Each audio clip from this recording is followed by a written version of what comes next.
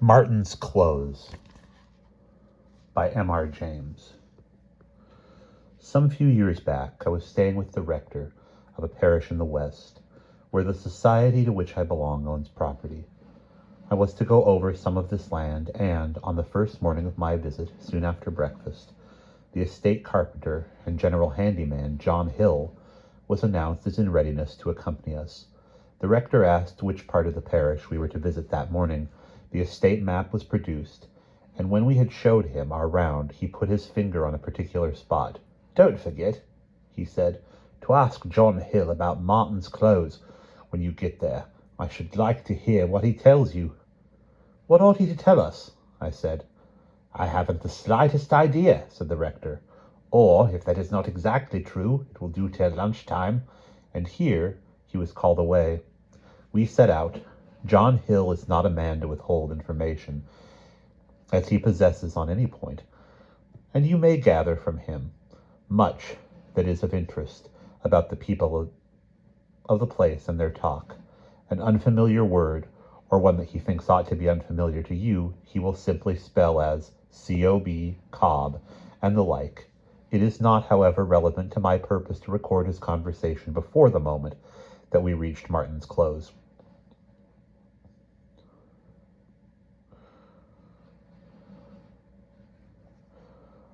The bit of land is noticeable, for it is one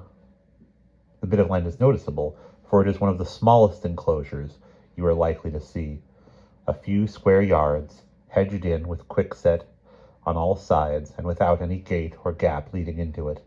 You might take it for a small cottage garden long deserted, but it lies away from the village and bears no trace of cultivation.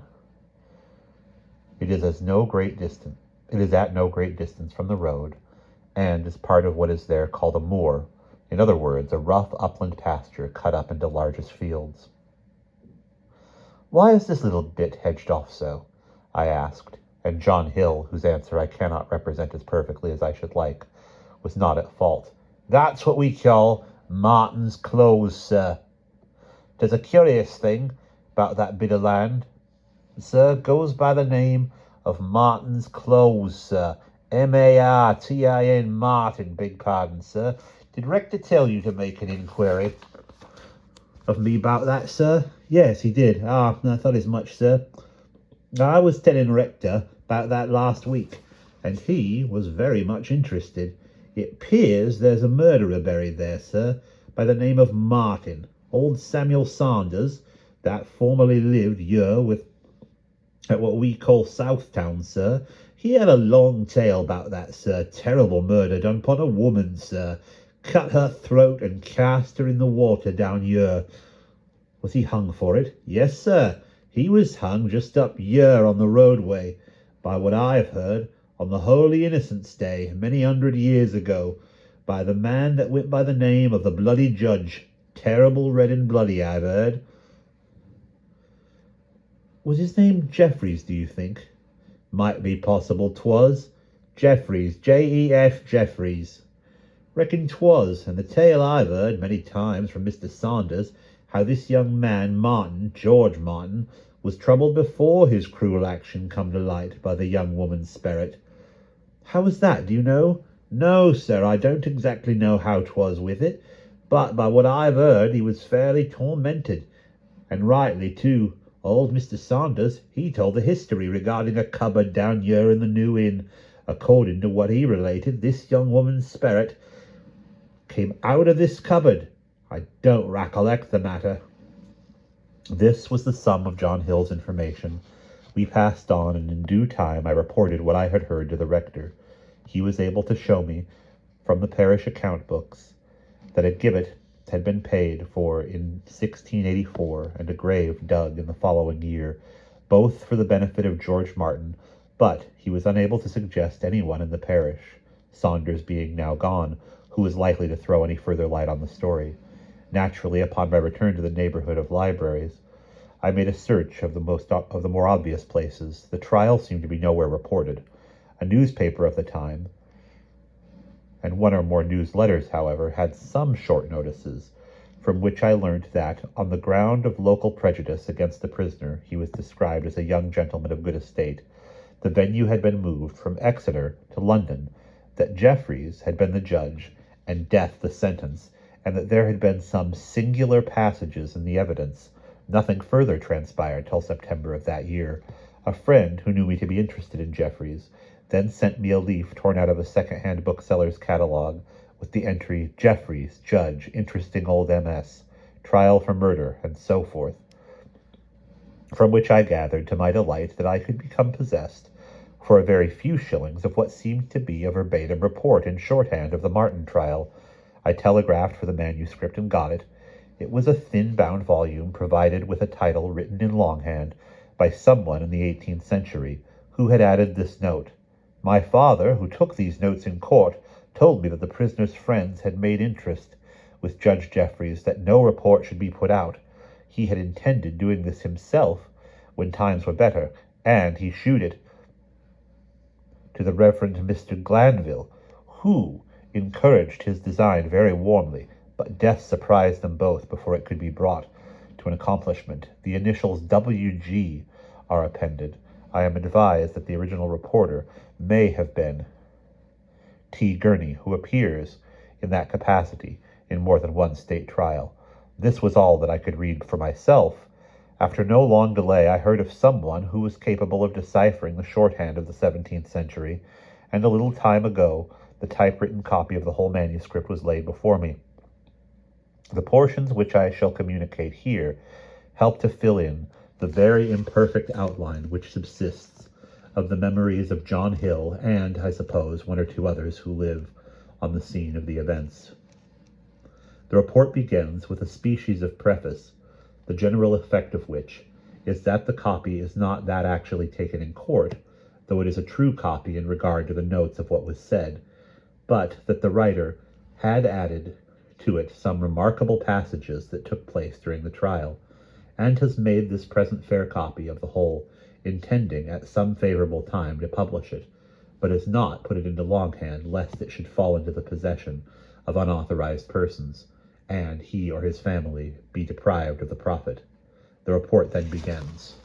This case came to be tried on Wednesday the 19th of November, between our sovereign lord the King and George Martin, Esquire, of, I take leave to omit some of the place names, at a sessions of Oyer and Terminer and Gale delivery at the Old Bailey, and the prisoner, being in Newgate, was brought to the bar. Clerk of the Crown: George Martin, hold up thy hand, which he did. Then the indictment was read, which set forth that the prisoner, not having the fear of God before his eyes, but being moved and seduced by the instigation of the devil upon the 15th day of May, in the 36th year of our sovereign lord, King Charles II, with force and arms, and in parish aforesaid, in and upon Anne Clark, spinster of the same place, in the peace of God and of our said sovereign lord the King, then and there being, feloniously, wilfully, and of your malice aforethought, did make an assault, and with a certain knife, value a penny, the throat of that said Anne Clark, then and there did cut, of which wound the said Anne Clark then and there did die, and the body of the said Anne Clark did cast into a certain pond of water, situate in the same parish, with more that is not material to our purpose, against the peace of our sovereign lord the King, his crown and dignity. Then the prisoner prayed a copy of the indictment.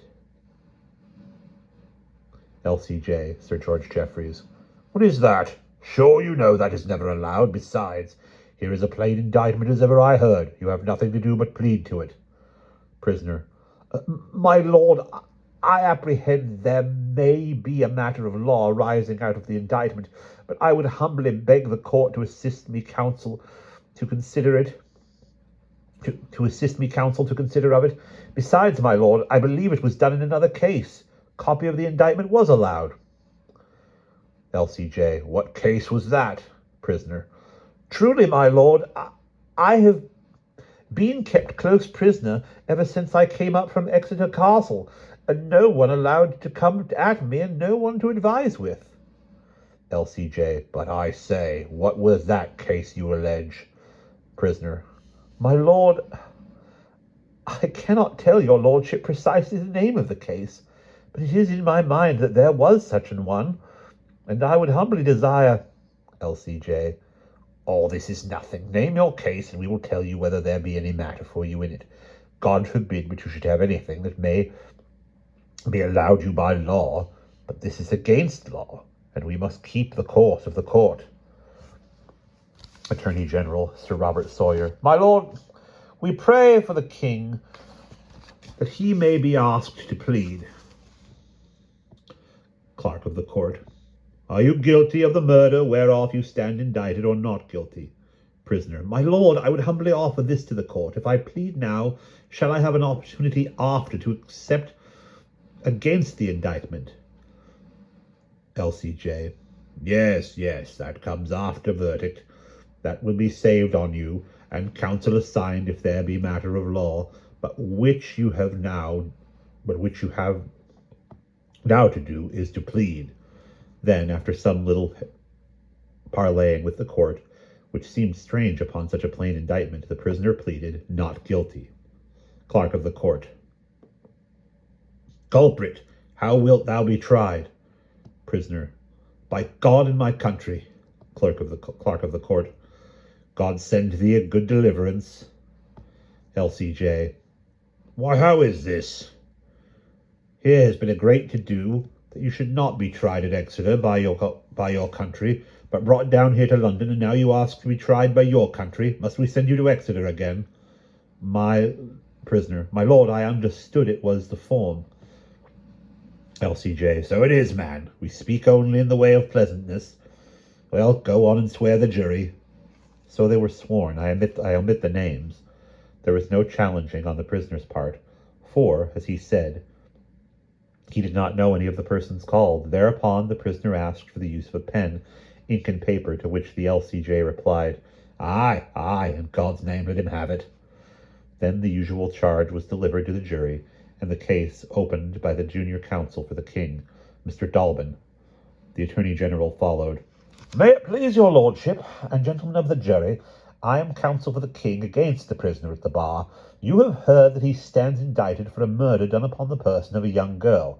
Such crimes as this you may perhaps reckon to be not uncommon, and indeed in these times I am sorry to say there is scarce any fact so barbarous and unnatural, but what we may hear almost daily instances of it. But I must confess that in this murder that is charged upon the prisoner, there are some particular features that mark it out to be such as I hope has but seldom, if ever, been perpetrated upon English ground.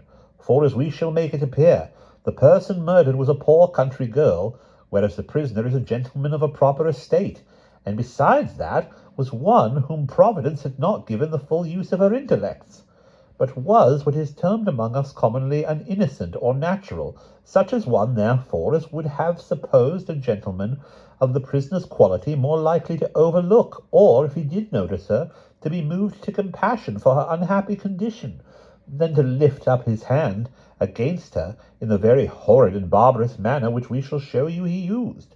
Now, to begin at the beginning, and open the matter for you orderly, about Christmas of last year, that is, the year 1683, this gentleman, Mr. Martin, having newly come back into his own country from the University of Cambridge, some of his neighbours, to show him what civility they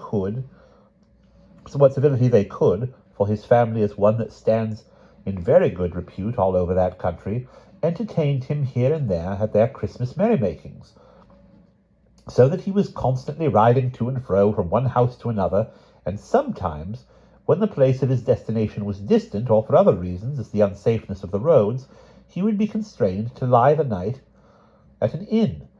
In this way it happened that he came, a day or two after the Christmas, to the place where this young girl lived with her parents, and put up at the inn there, called the New Inn, which is, I am informed, a house of good repute. Here was some dancing going on among the people of the place. and Anne Clark had been brought in, it seems, by her elder sister to look on, but being, as I have said, of weak understanding, and besides that, very uncomely in her appearance, it was not unlikely she should take much part in the merriment, and accordingly was but standing by in a corner of the room. The prisoner at the bar, seeing her, one must suppose by way of a jest, asked her would she dance with him, and in spite of what her sister and others could say to prevent it, and to dissuade her, L.C.J. Come, Mr. Attorney, we are not set here to listen to tales of Christmas parties in taverns. I would not interrupt you, but sure you have more weighty matters than this. You will be telling us next what tune they danced to. Attorney. My lord, I would not take up the time of the court with what is not material, but we reckon it to be material to show how this unlikely acquaintance begun, and as for the tune, I believe indeed our evidence will show that even that hath a bearing on the matter in hand. L.C.J. Go on, in God's name, but give us nothing that is impertinent. Attorney. Indeed, my lord, I will keep to my matter, but, gentlemen, having now shown you, as I think, enough of this first meeting between the murdered person and the prisoner, I will shorten my tale so far as to say that from then on there were frequent meetings of the two, for the young woman was greatly tickled with having got hold, as she conceived it, of so likely a sweetheart, and he, being once a week, at least, in the habit of passing through the street where she lived, she would be always on the watch for him, and it seemed they had a signal arranged. He should whistle the tune that was played at the tavern. It is a tune, I am informed, well known in that country. It has a burden. Madam, will you walk? Will you talk with me? L.C.J. Aye, I remember it in my own country, in Shropshire. It runs somehow thus, doth it not? Here his lordship whistled a part of the tune, which was very observable and seemed below the dignity of the court, and it appears he felt so himself, for he said, But this is by the mark, and I doubt it is the first time we have had dance tunes in this court. The most part of the dancing we give occasion for is done at Tyburn, looking at the prisoner, who appeared very much disordered. You said the tune was material to your case, Mr. Attorney, and upon my life, I think Mr. Martin agrees with you. What ails you, man, staring like a player that sees a ghost? Prisoner. My lord, I was amazed at hearing such trivial, foolish things as they bring against me. L.C.J. Well, it lies upon Mr. Attorney to show whether they be trivial or not. But I must say, if he has nothing worse than this, he has said, you have no great cause to be in amaze. Doth it not lie something deeper? But go on, Mr. Attorney. Attorney. My lord and gentlemen, all that I have said so far you may indeed very reasonably reckon as having an appearance of triviality, and, to be sure, had the matter gone no further than the humouring of a poor silly girl by a young gentleman of quality, it had been very well. But, to proceed, we shall make it appear that after 3 or 4 weeks the prisoner became contracted to a young gentlewoman of that country, one suitable every way to his own condition, and such an arrangement was on foot that seemed to promise him a happy and reputable living. But within no very long time it seems that this young gentlewoman, hearing of the jest that was going about the countryside with regard to the prisoner and Anne Clark, conceived that it was not only an unworthy carriage on the part of her lover, but a derogation to herself that he should suffer his name to be sport for tavern company, and so, without more ado, she, with the consent of her parents, signified to the prisoner that the match between them was at an end. We shall show you that upon the receipt of this intelligence the prisoner was greatly enraged against Anne Clark as being the cause of his misfortune, though indeed there was nobody answerable for it but himself, and that he made use of many outrageous expressions and threatenings against her, and subsequently, upon meeting with her, both abused her and struck at her with his whip. But she, being a poor innocent, could not be persuaded to detest from her attachment to him, but would often run after him, testifying with gestures and broken words the affection she had to him, until she was become, as he said, the very plague of his life. Yet, being that affairs in which he was now engaged necessarily took him by the house in which she lived, he could not, as I am willing to believe he would otherwise have done, avoid meeting with her from time to time. We shall further show you that this was the posture of things up to the 15th day of May in this present year. Upon that day the prisoner comes riding through the village, as of custom, and met with the young woman, but in place of passing her by, as he had lately done, he stopped and said some words to her, with which she appeared wonderfully pleased, and so left her, and after that day she was nowhere to be found, notwithstanding a strict search was made for her. The next time of the prisoner's passing through the place, her relations inquired of him whether he should know anything of her whereabouts, which he totally denied. They expressed to him their fears lest her weak intellect should have been upset by the attention he had showed her, and so she might have committed some rash act against her own life, calling him to witness the same time how often they had beseeched him to desist from taking notice of her, as fearing trouble might come of it. But this too he easily laughed away. But in spite of this light behaviour, it was noticeable in him that about this time his carriage and demeanour changed, and it was said of him that he seemed a troubled man. And here I come to a passage to which I should not dare to ask your attention, but that it appears to me to be founded in truth, and is supported by testimony deserving of credit. And, gentlemen, to my judgment it does afford a great instance of God's revenge against murder, and that he will require the blood of the innocent. Here Mr. Attorney made a pause, and shifted with his papers, and it was thought remarkable by me and others, because he was not a man easily dashed. Well, Mr. Attorney, what is your instance?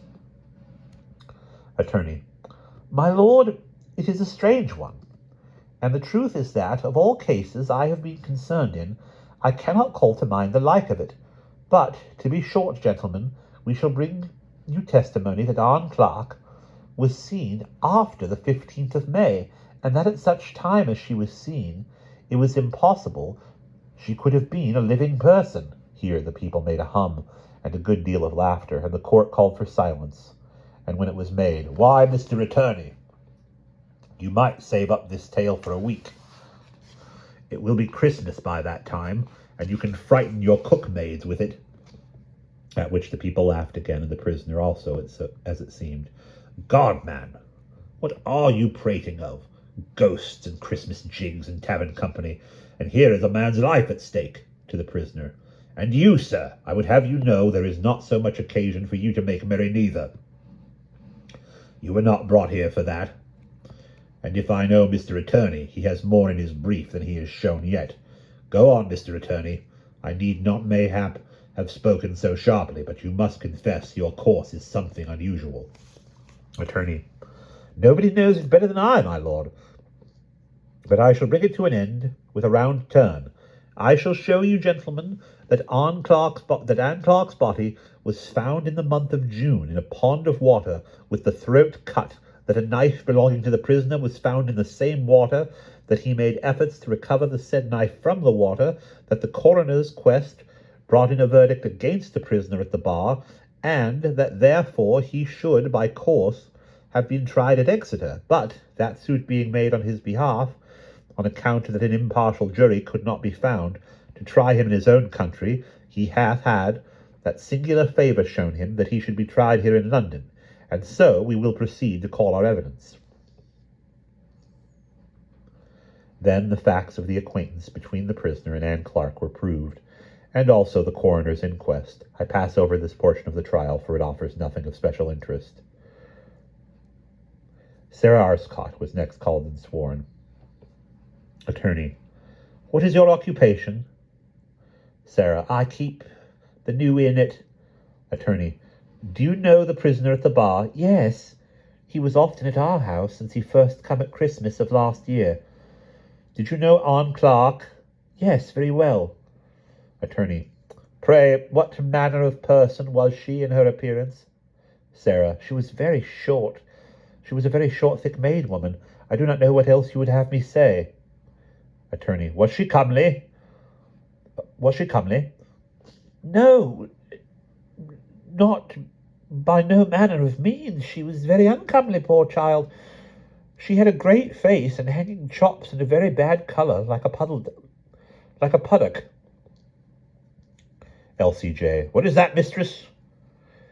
What say you she was like? Sarah. My lord, I ask pardon. I heard Esquire Martin say she looked like a puddock in the face, and so she did. L.C.J. Did you that? Can you interpret her, Mr. Attorney? Attorney. My lord, I apprehended it is the country word for a toad. L.C.J. Oh, a hop toad. Aye, go on. Attorney. Will you give an account of what passed between you and the prisoner at the bar of May 1st? Sarah. Sir, it was this. It was about 9 o'clock in the evening. After that Anne did not come home, and I was about my work in the house. There was no company there, only Thomas Snell, and it was foul weather. Esquire Martin came in and called for some drink, and I, by way of pleasantry, I said to him, Squire, have you been looking after your sweetheart? And he flew at me in a passion and desired I would not use such expressions. I was amazed at that, because we were accustomed to joke with him about her. L.C.J. Who her? Sarah. Aunt Clark, my lord. And we had not heard news of his being contracted to a young gentlewoman elsewhere, or I am sure I should have used better manners. So I said nothing, but, being I was a little put out, I begun singing to myself, as it were, the song they danced to the first time they met, for I thought it would prick him. It was the same that he used to sing when he came down the street. I have heard it often. Madam, will you walk, will you talk with me? And it fell out that I needed something that was in the kitchen, so I went out to get it, and all the time I went on singing, something louder and more bold-like. And, as I was there, for a sudden, I thought I heard someone answering outside the house, but I could not be sure because of the wind blowing so high. So then I stopped singing, and now I heard it plain, saying, Yes, sir, I will walk, I will talk with you. And I knew the voice for Anne Clark's voice. Attorney. How did you know it was her voice? Sarah. It was impossible. I could be mistaken. She had a dreadful voice, a kind of squalling voice. In particular, she tried to sing, and there was nobody in the village that could counterfeit it, for they often tried. So hearing that, I was glad, because we were all in anxiety to know what was gone with her. For though she was a natural, she had a good disposition, and was very tractable. And says I to myself, What, child, are you returned then? And I ran into the front room, and said to Squire Martin as I passed by, Squire, here is your sweetheart back again. Shall I call her in? And with that I went to open the door. But Squire Martin, he caught hold of me, and it seemed to me he was out of his wits, or near upon. Hold, woman, says he, in God's name. And I knew not what else. He was all of a shake. Then I was angry, and I said, What, are you not glad that poor child is found? And I called on Thomas Snell and said, If the squire will not let me, do you open the door and call her in? So Thomas Snell went and opened the door, and the wind, setting that way, blew in and overset the 2 candles. That was all we had lighted, and Esquire Martin fell away from holding me. I think he fell down on the floor. But we were wholly in the dark, and it was a minute or two before I got light again. And while I was feeling for the firebox, I am not certain, but I heard someone step across the floor, and I am sure I heard the door of the great cupboard that stands in the room open and shut too.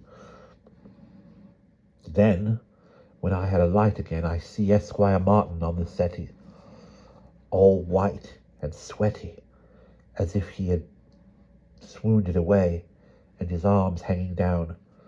And I was going to help him, but just then it caught my eye that there was something like a bit of dress shut into the cupboard door, and it came to my mind I had heard that door shut, so I thought it might be some person had run in when the light was quenched, and was hiding in the cupboard. So I went closer and looked, and there was a bit of black stuff cloak, and just below it an edge of a brown stuff dress, both sticking out of the shut of the door, and both of them was low down, as if the person that had them on might be crouched down outside. Attorney, what did you take it to be? I took it to be a woman's dress.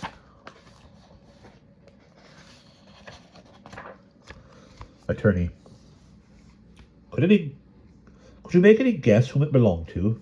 Did you know anyone who wore such a dress? Sarah, it was common stuff, by what I could see. I have seen many women wearing such stuff in our parish. Attorney, was it like Aunt Clark's dress? She used to wear just such a dress, but I could not say on my oath it was hers. Attorney, did you observe anything else about it? I did notice that it looked very wet, but it was foul weather outside. L.C.J., did you feel of it, mistress? No, my lord, I did not like to touch it. L.C.J., not like? Why that? Are you so nice that you scruple to feel of a wet dress? Sarah, indeed, my lord, I cannot very well tell why, only it had a nasty, ugly look about it.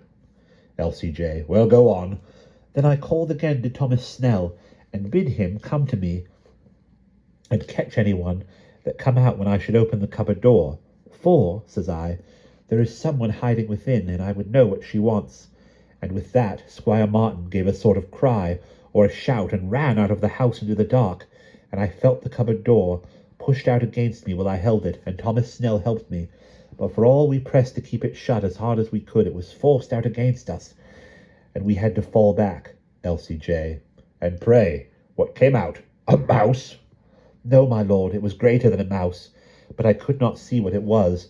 It fleeted very swift over the floor and out at the door. L.C.J., but come, what did it look like? Was it a person? Sarah, my lord, I cannot tell what it was, but it ran very low, and it was of a dark colour. We were both daunted by it, Thomas Snell and I, but we made all the haste we could after it, to the door that stood open, and we looked out, but it was dark, and we could see nothing.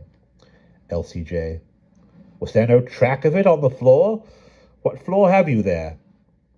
Sarah, it is a flagged floor, and sanded, my lord, and there was an appearance of a wet track on the floor, but we could make nothing of it neither, Thomas Snell or me, and besides, as I said, it was a foul night. L.C.J., well, for my part, I see not. Though, to be sure, it is an odd tale she tells. What you would do with this evidence? Attorney, my lord, we bring it to show the suspicious carriage of the prisoner immediately after the disappearance of the murdered person, and we ask the jury's consideration of that, and also to the matter of the voice heard within the house.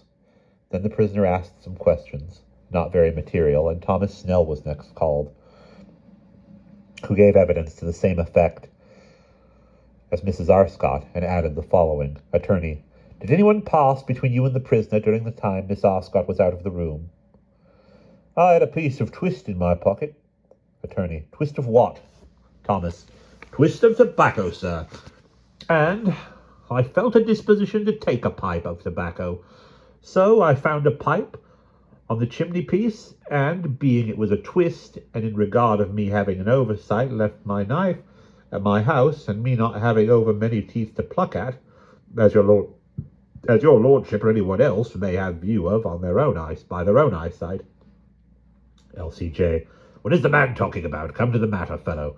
Do you think we sit here to look at your teeth?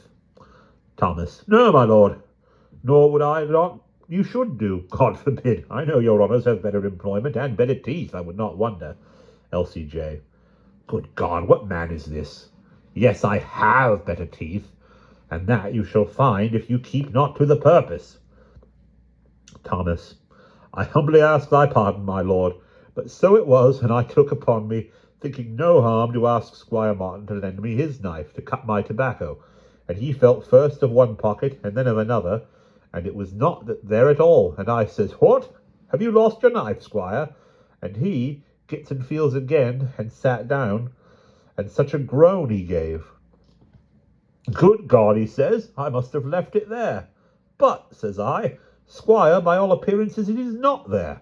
Did you set a value on it, says I? You might have it cried.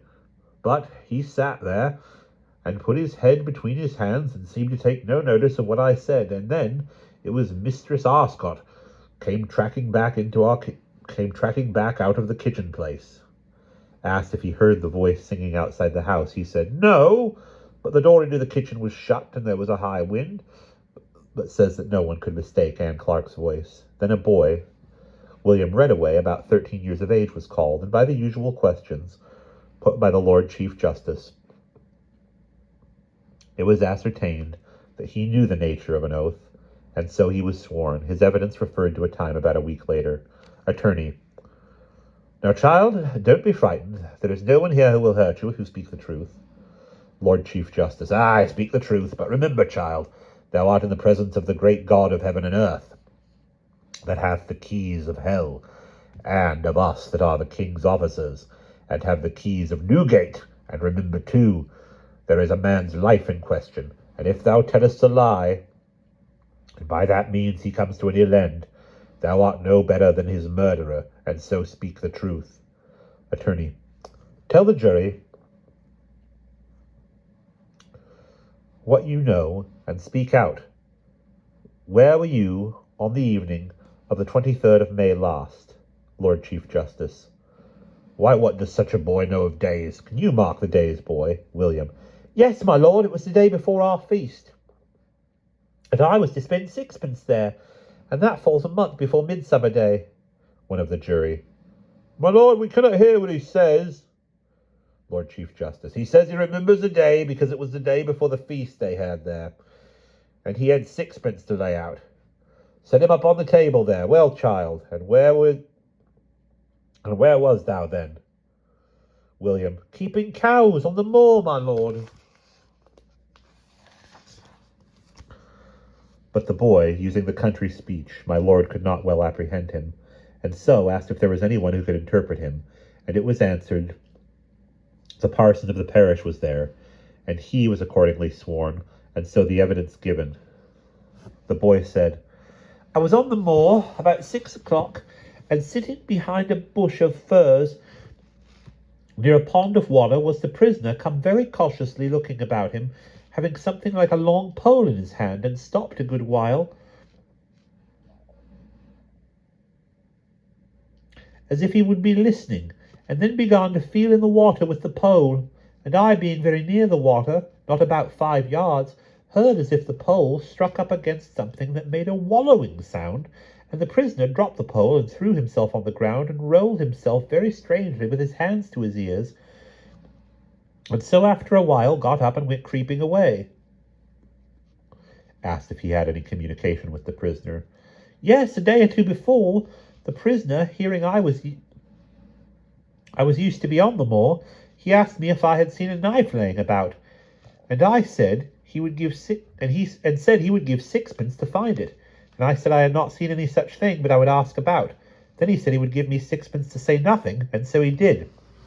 Lord Chief Justice: And was that sixpence? And was that the sixpence you were to lay out at the feast? William: Yes, if you please, my lord. Asked if he had observed anything particular as to the pond of water, he said, No, except that it begun to have a very ill smell, and the cows would not drink of it for some days before. Asked if he had ever seen the prisoner and Anne Clark in company together, he began to cry very much, and it was a long time before they could get him to speak intelligibly. At last, the parson of the parish, Mr. Matthews, got him to be quiet, and the question being put to him again, he said he had seen Anne Clark waiting on the moor for the prisoner at some way off several times since last Christmas. Attorney: Did you see her close, so as to be sure it was she? Yes, quite sure. Lord Chief Justice: How quite sure, child? William: Because she would stand and jump up and down and clap her arms like a goose, which he called by some country name, but the parson explained it to be a goose. And then she was of such a shake that it could not be no one else. Attorney: What was the last time you saw her so? Then the witness began to cry again and clung very much to Mr. Matthews, who bid him not be frightened. And so at last he told his story, that on the day before their feast, being the same evening that he had before spoken of, after the prisoner had gone away, it being then twilight, and he very desirous to get home, but afraid for the present to stir from where he was lest the prisoner should see him, remained some few minutes behind the bush, looking on the pond, and saw something dark come up out of the water at the edge of the pond farthest away from him, and so up the bank. And when he got to the top where he could see it plain against the sky, it stood up and flapped the arms up and down, and then run off very swiftly in the same direction the prisoner had taken. And being asked very strictly who he took it to be, he said upon his oath it could be nobody but Anne Clark. Thereafter his master was called, and gave evidence that the boy had come home very late one evening, and had been chided for it, and that he seemed very much amazed, but he could give no account of the reason. Attorney: My lord, we have done with our evidence for the king.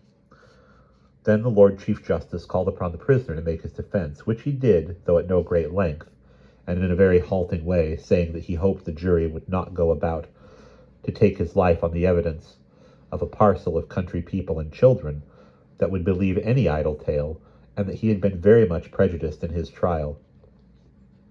At which the Lord Chief Justice interrupted him, saying that he had had singular favour shown to him, having his trial removed from Exeter, which the prisoner acknowledged, said that he meant rather than since he was brought